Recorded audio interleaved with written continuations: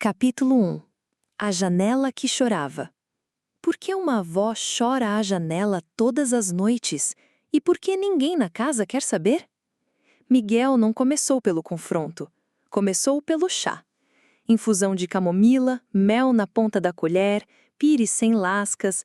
A avó Alzira bocejou, fez que não queria, depois bebeu em goles pequenos, como quem não quer acordar lembranças. Ele, com paciência de carpinteiro, arrumou a cortina velha, alinhou as argolas, limpou o vidro por dentro e por fora, vidraça que rangia como dor antiga. Gesto simples, quase banal, mas naquela casa o simples era militância. "Outra vez, vó?" perguntou baixo, sem quebrar o ritual. Às 22h10, como quem obedece sirene invisível, Alzira encostou a testa no vidro. O choro veio sem escândalo. Apenas sal nos olhos e nos cantos da boca. Miguel, que aprendera a língua do silêncio entre remédios e calendários riscados, se calou junto. "Quem você espera, avó? Um carteiro atrasado? Um trem que não passa mais? Ou a si mesma, do outro lado da rua?" Na cozinha, a tia Célia revirava panelas com uma fúria metódica. "Não alimenta essas manias, Miguel. Ela vê coisas. É a idade." Célia falava idade como quem diz culpa. "Ver coisas ainda é melhor que não ver ninguém", respondeu ele, enxugando a mão no pano. Sarcasmo leve, para não chamar tempestade. Célia disparou o inventário do costume. Que Alzira sempre fora dramática, que o pai de vocês sofreu calado e que temos contas e a vida anda. A injustiça entrou de chinelos. Se alguém estava mal, empurrava-se a pessoa para um canto. Se a verdade batia, trocavam-se fechaduras. A família tratava o silêncio como louça boa, só usava em ocasiões especiais. Às 22h12, Alzira secou os olhos. O ritual terminara. Miguel a acompanhou até a cama, tirou os sapatos dela, massageou os pés frios. O gesto doce veio primeiro. A falta de respeito veio em seguida, com um decreto da tia. "Amanhã vou ver vaga no lar. Aqui ninguém dorme." Ele engoliu o impulso de bater porta. Em vez disso, ficou no corredor, encarando a fotografia em sépia. Alzira recém-casada, um marido sério, um mar ao fundo. Entre os dois, um espaço milimétrico. Até na foto, a distância assinava presença. Na madrugada, Miguel achou a cortina um pouco aberta, o vidro sujo de marcas de dedo, e um reflexo teimoso no escuro, igual ao de alguém que, prometido ao mundo, não encontrou caminho de volta. O que aconteceu depois mudou tudo. Você não vai querer perder como isso se desenrola. Capítulo 2. A caixa de lata. Uma caixa de lata pesa mais que 40 anos de silêncio quando você decide abri-la. No domingo, Miguel atacou o quartinho dos fundos. Naquela casa, bagunça não era acaso, era camuflagem. Cheiro de naftalina, um rádio velho sem pilhas, um crucifixo torto. No meio da poeira, a tal caixa de lata, amassada nos cantos, guardando sua própria respiração. Dentro, um bilhete amarelado. 22h10.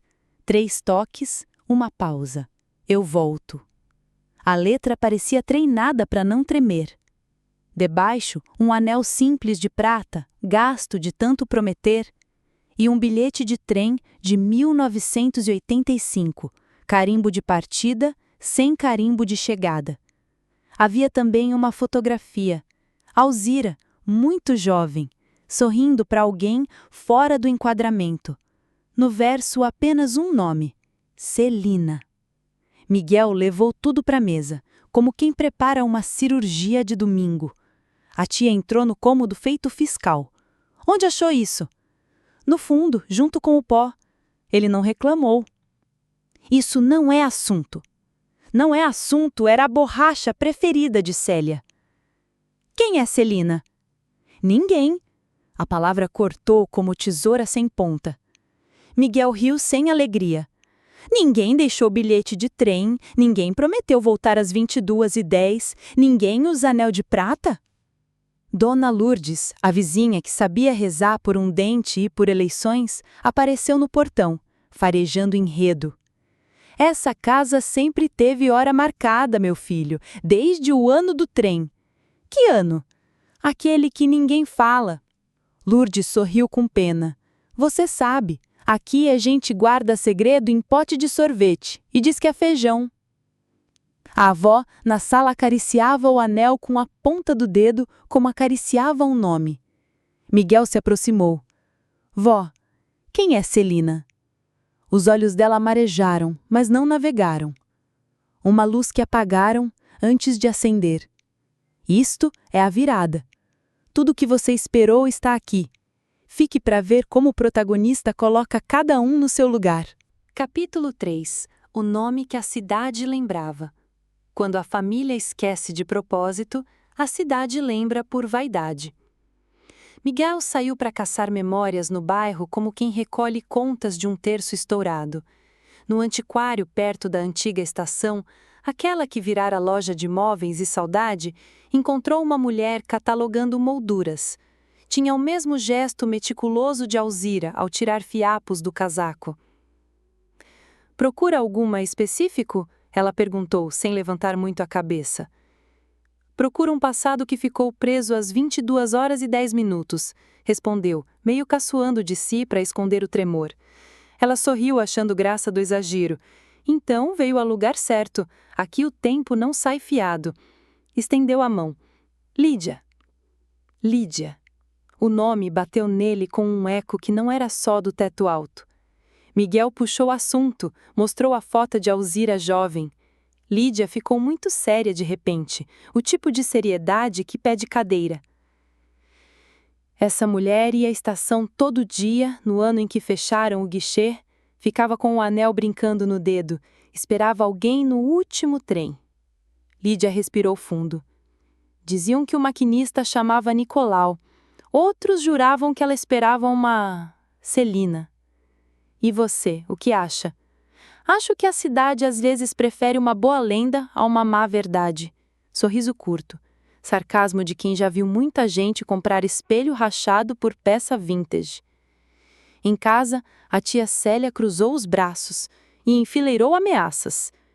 Vai parar com isso agora, a avó não aguenta, nem eu. Nem você o quê? Nem eu quero falar do assunto. Isso não é assunto, eu sei, ele devolveu, seco. É gente. Naquela noite, Miguel remexeu novamente a caixa de lata. Achou, encaixado no fundo falso, um papel carimbado, certidão de nascimento.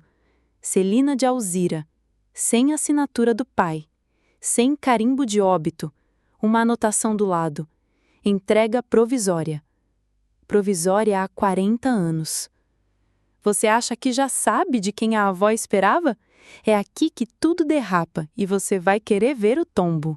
Capítulo 4, 22h10.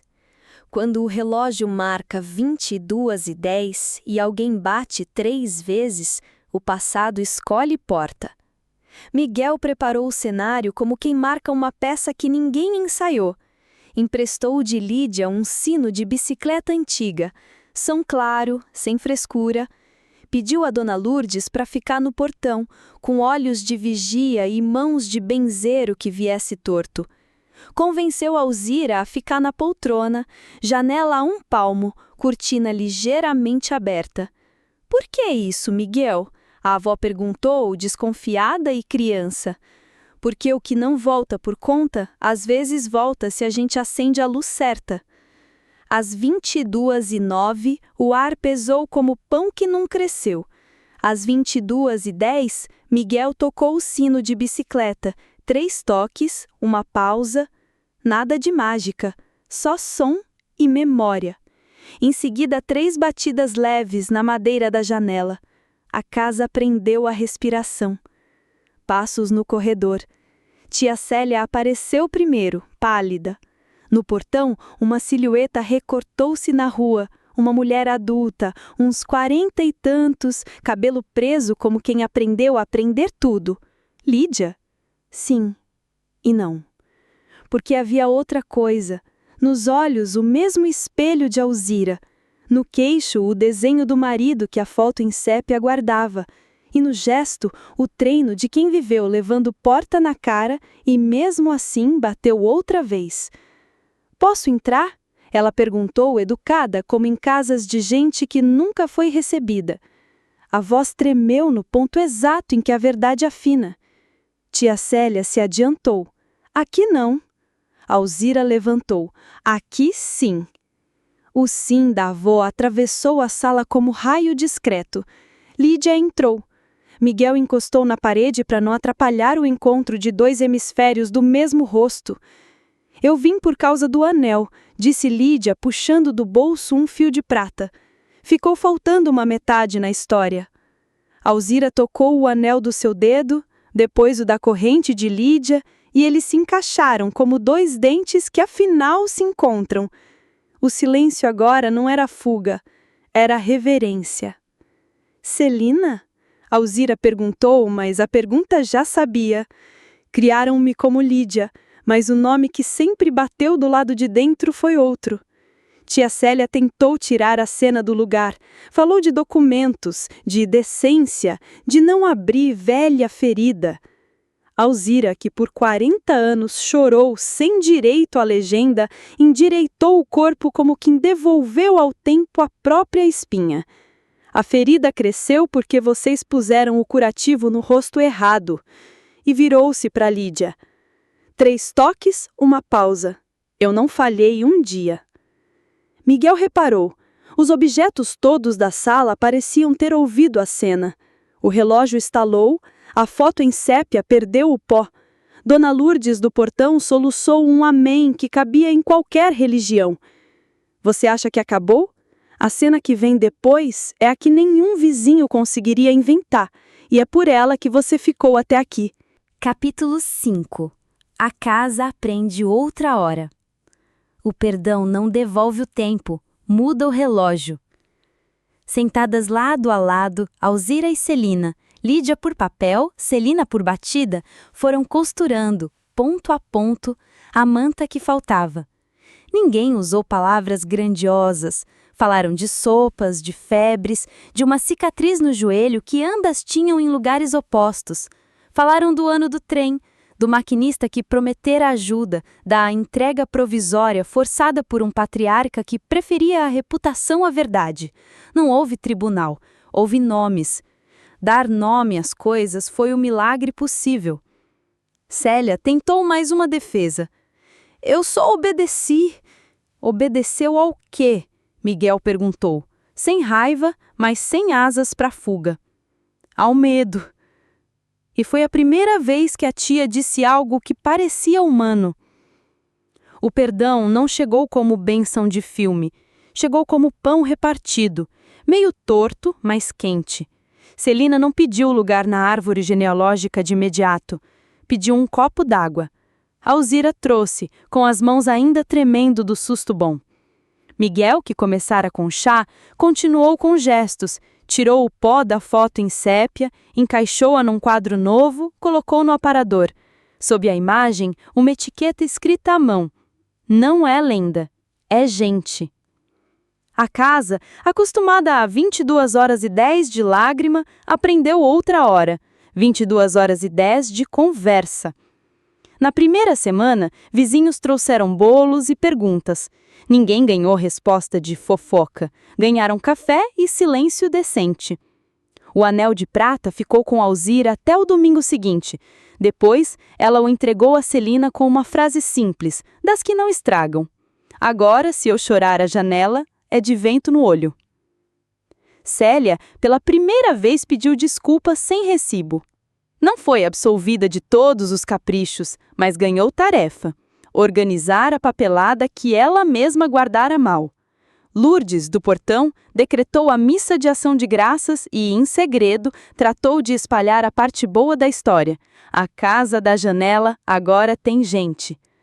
Miguel, o que trouxe o sino de bicicleta, desinstalou a patrulha do corredor. Parou de vigiar a dor como vigilância noturna. Começou a vigiar a alegria, que é muito mais teimosa e dá trabalho. Não é a janela que chora. Somos nós que às vezes esquecemos de abrir a porta. No último quadro do dia, Alzira e Celina ficaram olhando a rua. Ninguém chorou. Um cachorro latiu no quarteirão de baixo, alguém acendeu uma luz, um trem distante, ou imaginação doa, assobiou um sopro comprido. 3 toques, uma pausa, dentro de cada peito. Não era senha, era lembrança, enfim, com lugar para pousar. E a casa, que tinha hora marcada para tristeza, descobriu que o relógio também serve para chegar a tempo do que ainda falta viver. Capítulo 6. A herança dos silêncios. Quando a verdade entra pela porta, a herança sai da gaveta, e nem sempre é dinheiro. Na segunda-feira seguinte, Miguel percebeu o que realmente havia começado. O reencontro não era ponto final, mas vírgula incômoda. A tia Célia passou a andar pela casa como advogada sem diploma, recolhendo papéis, resmungando artigos de lei que nem existiam. Se essa mulher pensa que vai levar metade da casa, tá enganada, disparou ela, batendo com uma pasta gasta na mesa. Celina respirou fundo, cansada da guerra, antes mesmo da batalha. Eu não vim por tijolo, vim por nome. Tijolo só pesa, nome é que sustenta. Alzira tossiu e olhou para Célia como quem repreende criança atrasada. Você gasta saliva defendendo paredes, mas esquece que paredes só valem se abrigam gente. Miguel observava em silêncio, anotando cada palavra mentalmente. Família é mesmo engenheira de abismos, constrói muros quando faltam pontes. Nessa noite, a vizinha Lourdes trouxe bolo de fubá e a sabedoria prática. Gente, se brigar por parede, quem ganha é cupim, o que vale é quem mora. Mas o assunto não era só a herança de tijolo. Miguel encontrou no fundo de uma gaveta recibos antigos, assinados pelo avô. Depósitos feitos a um orfanato distante, dinheiro mensal sem falha, durante 20 anos. Não era omissão, era conspiração com recibo. Então o avô sabia? Miguel murmurou, com uma raiva que não sabia para onde mirar. A avó, em silêncio, apertou o anel no dedo. Sabia, e me obrigou a esperar calada. Disse que se eu abrisse a boca, a cidade inteira se voltava contra mim. Miguel sentiu o peso de 40 décadas cair sobre os seus ombros como se fosse hoje. A injustiça não era poeira velha, era cimento fresco. E se você acha que a herança estava só no papel, espere até ver o que a cidade resolveu cobrar deles. Capítulo 7. A cidade pede explicações. Segredos de família não ficam dentro de casa quando o bairro tem sede de enredo. Na feira da sexta, Miguel notou os olhares. O peixeiro parou de gritar promoções quando ele passou. A costureira, que sempre media pano com sorriso, hoje media com desconfiança. As notícias correm rápido quando alimentadas por vizinha fofoqueira e sino de bicicleta. Então é verdade? Perguntou o padeiro servindo pão como quem entrega a sentença. Aquela moça é filha da dona Alzira? Miguel respirou fundo. É filha sim, e é gente. Respondeu com firmeza para ver se o pão não virava pedra. No dia seguinte, bateram à porta. 2 homens do orfanato, papéis na mão. Falaram de registros antigos, de adoção mal documentada, de doações regulares. Queriam saber por que agora, depois de tanto tempo, a filha desaparecida batia na casa da mãe. Celina tremeu. Eu vivi a vida toda ouvindo que não tinha raiz. Agora, quando encontro raiz, querem cortar de novo. A avó se ergueu com a força de quem já não tem medo de perder respeito. Vocês que me arrancaram a filha na marra. Vocês que me obrigaram a viver 40 anos com o rosto na janela. Agora querem apagar de novo? Os homens recuaram, desconfortáveis. O que eles não sabiam é que a cidade inteira já comentava. E onde há comentário, há palco. No domingo, na missa, o padre interrompeu o sermão para esclarecer rumores. E foi ali, diante de vizinhos, parentes e desafetos, que Alzira levantou a voz pela primeira vez em 4 décadas. Sim, é minha filha, e sim, esconderam de mim, mas não escondem mais. Silêncio pesado. Depois, um aplauso tímido vindo de quem nunca teve coragem de aplaudir a verdade. Você pensa que a revelação na igreja foi o ápice? Não. O verdadeiro julgamento ainda estava por vir, dentro da própria casa. Capítulo 8. O julgamento da sala. Quando a família vira tribunal, cada silêncio é testemunha e cada mentira é prova. Na noite de segunda, todos estavam reunidos: Miguel, Alzira, Celina e Célia. A sala parecia mais estreita, como se as paredes quisessem assistir também. Célia abriu o jogo primeiro, com o veneno de sempre. Se ela ficar, destrói o que resta da família.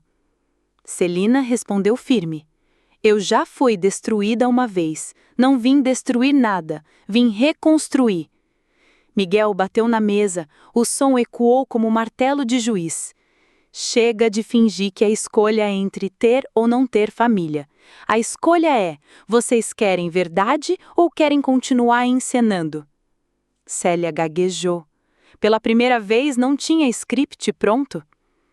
Alzira pegou a palavra. Vocês me fizeram esperar 40 anos. Se ela sair agora, não espero mais nada de ninguém. Silêncio. Só o relógio marcava as horas fiel ao ritual de 22 horas e 10 minutos. Mas dessa vez não era pranto, era expectativa.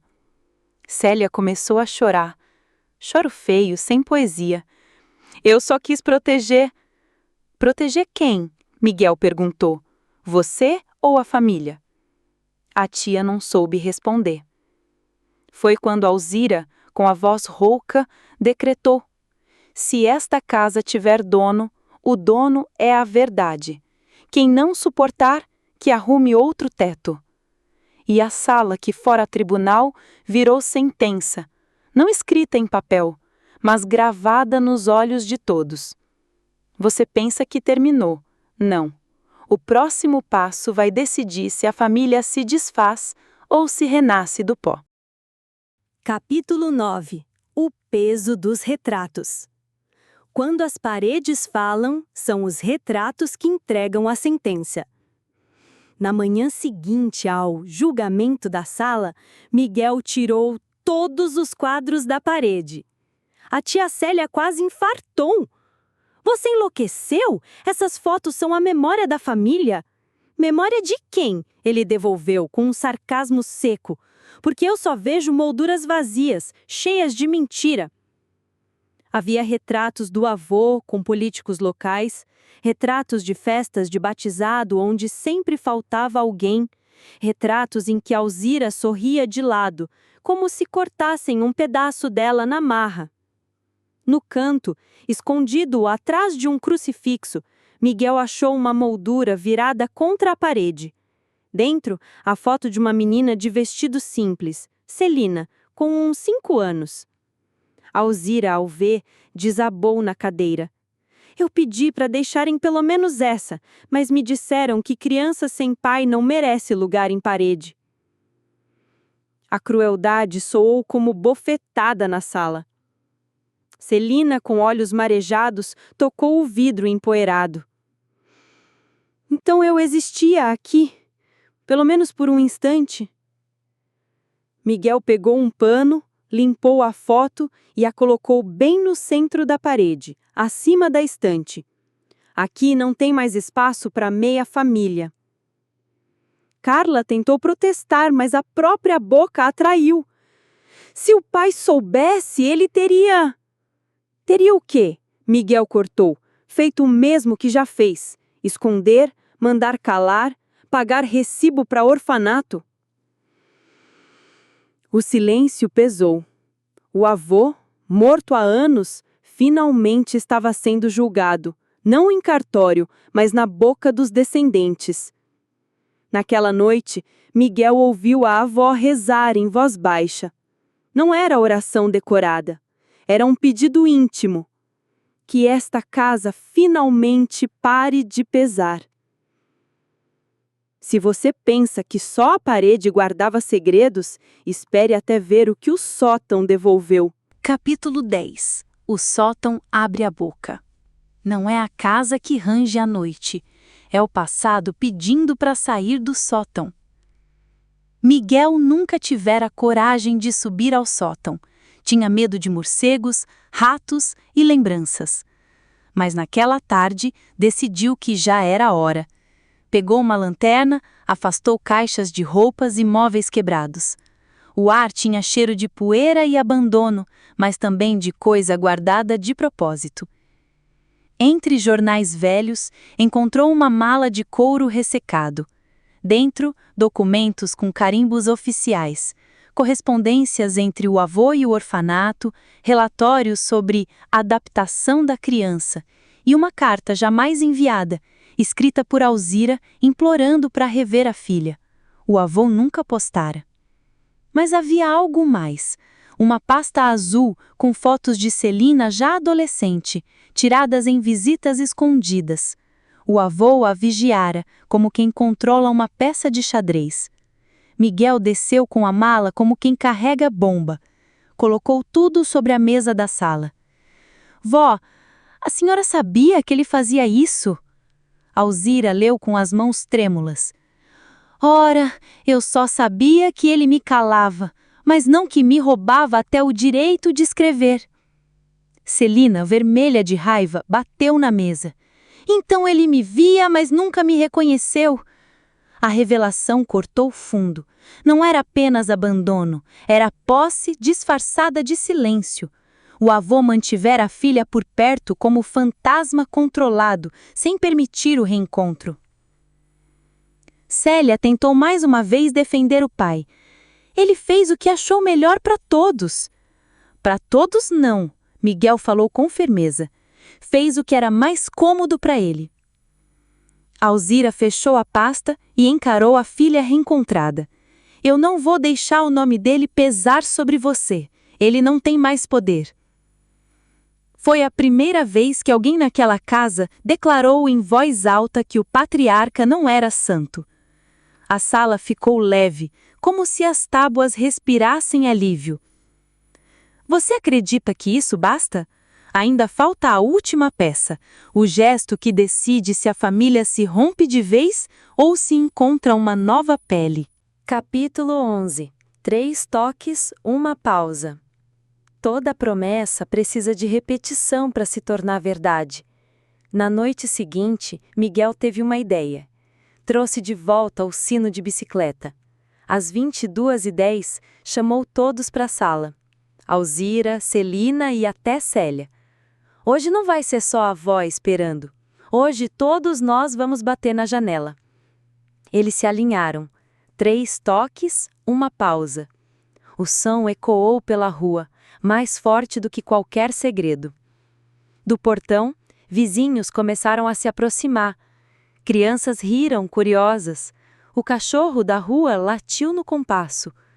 A cidade, que por 40 anos fora cúmplice do silêncio, agora era testemunha da revelação. Alzira, chorando, segurou a mão de Celina. 40 anos roubados, mas hoje eu ganho pelo menos um recomeço. Célia, sem jeito, colocou a mão por cima. Eu não sei se mereço estar aqui. Merece se tiver coragem de parar de esconder, Miguel respondeu, firme, mas sem rancor. E pela primeira vez, os 3 ficaram juntos. Não havia padre, nem juiz e nem avô mandando calar. Só a casa, a rua e o sino repetindo uma nova tradição. Alzira respirou fundo e disse a frase que encerrou 4 décadas de espera. Agora eu não espero mais ninguém. O que eu esperava já chegou. O relógio da sala marcou 22h12. Mas pela primeira vez, ninguém se levantou para enxugar lágrimas. Ficaram ali, conversando, rindo nervosos, descobrindo que família também se constrói do zero, mesmo com rugas e feridas. E a janela, antes altar de choro, virou só uma janela comum. O vento entrava livre. Fim? Não exatamente. Fim de uma espera. Começo de uma vida que, enfim, podia correr sem segredo. Capítulo 12. Epílogo. A casa com outra hora. Não existe milagre sem manutenção. E família, quando resolve viver, exige chave de fenda, pano úmido e coragem de abrir janela mesmo quando o tempo ameaça chuva. 2 semanas depois do julgamento da sala, a casa de Alzira já não era o templo da espera, era a oficina de recomeços. A cortina ganhou bainha nova. O vidro agora tinha marcas de dedo de quem aponta o que quer ver, não de quem se despede de esperança. E o relógio? Continuava marcando 22h10, teimoso como sempre, mas ninguém obedecia mais ao alarme da tristeza. Se tocava, era para lembrar que o café da noite estava pronto. Miguel adotou o ritual de passar café coado com paciência de relojoeiro. Água quente, pó certo, filtro lavado e silêncio. Café também é conversa, dizia, colocando xícara sobre a mesa como quem devolve lugares roubados. Alzira sentava-se na cabeceira, não como guardiã de um luto clandestino, mas como anfitriã de histórias novas. Havia um orgulho discreto no jeito como ajeitava o cabelo antes de receber quem chegasse. Ainda dói, ela pensava, mas dor com nome não manda em mim. Celina, nos papéis ainda Lídia, por enquanto, trazia pão da padaria e notícias do antiquário. Estava aprendendo a dizer mãe, sem pedir desculpa ao final. No cartório, deram-lhes prazos, carimbos, exigiram documentos que a casa não possuía e assinaturas de mortos. A burocracia tem esse hábito de chamar defunto para cortar fitas. Miguel, com humor seco, respondeu ao escrivão: se o senhor me der a autorização necessária, eu chamo o avô com 3 toques e uma pausa. O escrivão, sem saber se ria, carimbou mais um papel. Célia, por sua vez, descobriu que arrependimento não se sustenta com um discurso só. No começo rondava a sala como quem vigia invasores. Depois percebeu que os invasores eram fantasmas dela mesma e que expulsá-los dava menos trabalho que justificar. Entrou num grupo de costura na paróquia, aprendera a remendar sem esconder o remendo, e aquilo, por um capricho do destino, virou o catecismo íntimo. Um dia, trouxe à mesa um caminho de crochê, irregular, bonito na sua honestidade. Ficou torto, disse, sem drama. Fica, respondeu Alzira. É assim que a gente prova que foi feito à mão. Dona Lourdes continuou a medir a rua com os olhos de quem sabe tudo, mas passou a falar menos. Ao invés de notícias, trazia bolo de fubá e uma bênção curta, que essa casa só chore de rir. O cachorro do quarteirão, promovido a vigilante honorário, aprendeu a deitar ao lado da janela no horário de outrora. Agora, quando ouvia 3 toques no sino de bicicleta, balançava o rabo e latia uma vez, como quem confere presença. Na parede, os retratos tinham nova ordem. O avô, antes central, foi para um canto mais baixo, sem moldura dourada, com uma etiqueta escrita por Miguel. Ele também errou. Seguimos. No centro, a foto antiga de Celina criança, agora ladeada por uma imagem recente. As 3, Alzira, Celina e Célia, sentadas no degrau da porta, o sol de fim de tarde inventando halos nas bordas do cabelo. Não era foto perfeita, olhos semicerrados, risos interrompidos, um fio de cabelo rebelde cruzando a testa de Célia. Era prova de vida, que é o único documento que sempre deveria bastar. Numa quarta-feira, Alzira decidiu ir até a antiga estação, hoje loja de móveis e saudade. Não para rezar ao fantasma do trem, mas para devolver ao tempo a dignidade do acerto. Lídia, Celina, a acompanhou. Lídia, a dona do antiquário, serviu-lhes água fresca e trouxe uma cadeira boa para as pernas cansadas. Eu a via durante anos, dona Alzira. Eu não sabia o que faltava. Faltava a gente me deixar falar, respondeu, sem amargura. Tocaram no corpo de um banco de madeira gasto, lembrança de partidas. Alzira não chorou. Em vez disso, riu da própria teimosia. Esperar 40 anos foi exagero meu. Foi roubo dos outros, corrigiu Celina sem sobrancelha erguida. A teimosia salvou o que dava. No domingo, o padre, aquele que adorava esclarecer rumores, trocou o sermão por uma homilia. Curta. Verdade é caridade que arde. Alguns reviraram os olhos. Outros, talvez lembrando segredos próprios, cruzaram os braços. Miguel, do banco do fundo, achou graça. A cidade tem fé em cravos, mas medo dos martelos, pensou. E perdoou a cidade um pouco também. Afinal, ela sempre foi feita de gente como eles, contraditória, ocupada demais, às vezes covarde, às vezes justa. A herança legal ainda levaria tempo. Havia advogados e pilhas de ofícios.